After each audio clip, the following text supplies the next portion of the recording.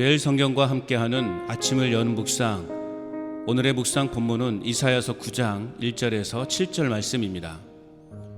전에 고통받던 자들에게는 흑암이 없으리로다. 옛적에는 여호와께서 스불론 땅과 납달리 땅이 멸시를 당하게 하셨더니 후에는 해변길과 요단 저쪽 이방의 갈릴리를 영화롭게 하셨느니라.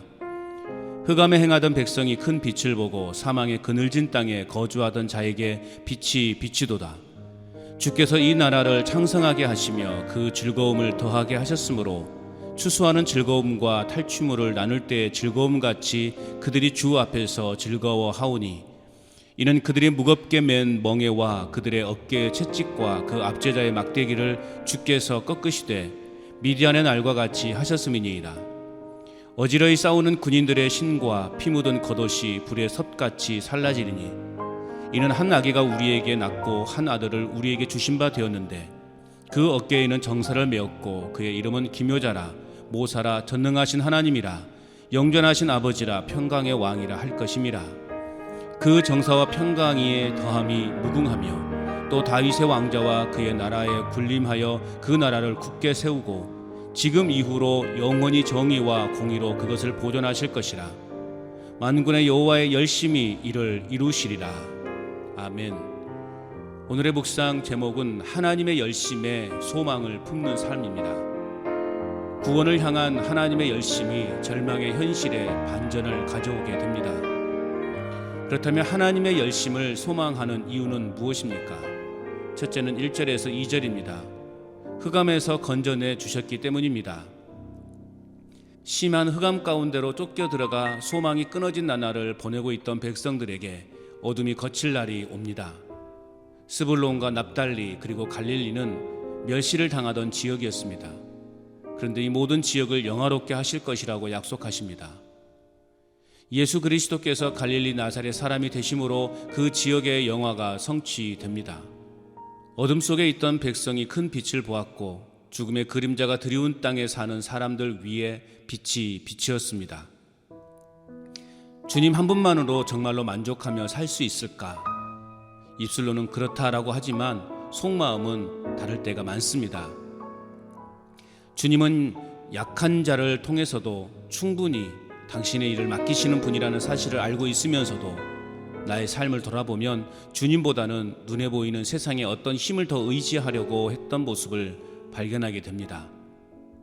나의 삶에서 어둠을 거두어 가시고 나의 삶을 영화롭게 하시는 주님을 날마다 기대하며 믿음으로 나아가야 하겠습니다.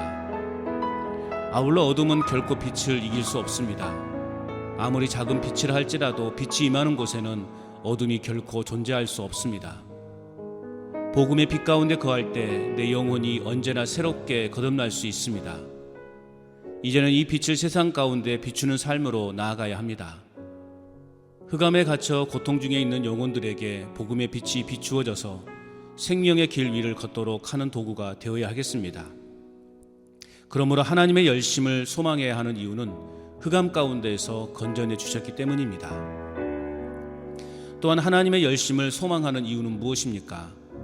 두 번째는 3절에서 5절입니다. 대적들을 멸망케 하셨기 때문입니다. 흑암에 있던 백성에게 큰 기쁨이 주어져 즐거움을 누리게 하십니다. 이사야는 이들의 즐거움을 추수하는 즐거움, 탈취물을 나눌 때의 즐거움으로 표현하고 있습니다. 전리품을 나눌 수 있다는 것은 전쟁에서 살아남았다는 것이고 전쟁에서 승리하였다는 것입니다. 빛으로 임하신 하나님은 대적들을 멸망하게 하심으로 최고의 기쁨을 맛볼 수 있도록 하셨습니다. 무엇보다 하나님은 300명의 군인들로 하여금 수만 명의 미디안 군대를 물리쳐 전쟁을 그치게 하심으로 진정한 자유와 평화를 누리는 즐거움을 맛보게 하셨습니다. 하나님은 내 자신에게 큰 기쁨을 주셨습니다. 그리고 즐거움을 주셨습니다. 나의 힘과 능력과 노력으로는 불가능한 일이 하나님의 놀라우신 은혜로 말미암아 구원의 은혜를 누리도록 하는 기쁨과 즐거움을 주셨습니다. 딸의 진로 문제로 인하여 답답함이 있었습니다. 그리고 화도 났습니다. 그런데 주님께서는 내 마음을 만져주셨고 다스려 주셨습니다. 그럼에도 불구하고 만족하고 이런 상황으로 이끄신 주님의 분명한 뜻과 인도함을 기대하자는 문자를 보내도록 나의 마음을 다스려 주셨습니다. 고통을 수반하는 현실의 삶의 길을 걷고 있다 할지라도 모든 것이 하나님의 전적인 은혜라고 고백한다면 감사하지 못할 것이 없습니다. 하나님의 열심이 나로 하여금 모든 상황을 이겨낼 수 있는 용기를 갖도록 해주셨습니다. 하나님은 대단한 열의를 가지시고 세심하게 나의 인생의 역사를 이루어 나가시고 계심을 믿음의 눈으로 봅니다. 하나님의 열심을 소망해야 하는 이유는 모든 대적들을 멸망케 하셔서 즐거움과 기쁨을 누리도록 하셨기 때문입니다.